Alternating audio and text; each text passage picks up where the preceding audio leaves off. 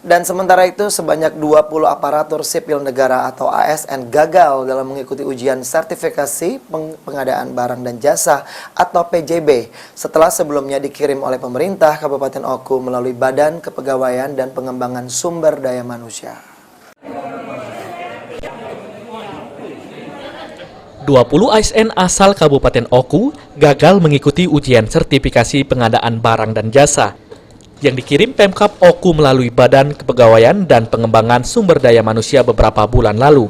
20 ASN ini sebelumnya diikuti serentak dalam seleksi karena hingga kini di Oku belum memiliki ASN pemegang sertifikat pengadaan barang dan jasa.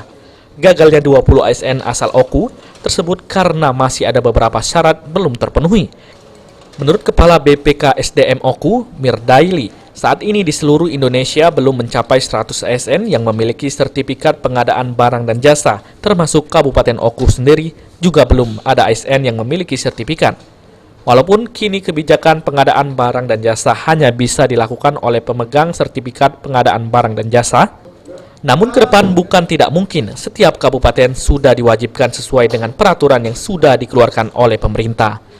Beberapa dari ASN kita ikut ujian untuk pengadaan barang dan jasa ULP di Jakarta di LPSI. Memang untuk pengadaan barang dan jasa ini se-Indonesia ini cuma ada 46 orang ya yang sudah punya sertifikat. Nah, makanya diharapkan kemarin dari LPSI, dari apa? LPSI ya? Dari LKPP Oku ini kadang ngirim 20, minimal katanya 10 bisa untuk menutupi kekurangan pada saat pengadaan.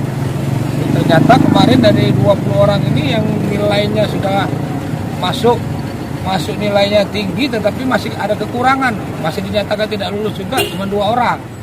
Lainnya tahun depan, pihaknya akan kembali mengirim ASN asal Oku sebanyak 4 orang, terutama yang sudah memiliki nilai rata-rata untuk mengikuti seleksi sebelumnya.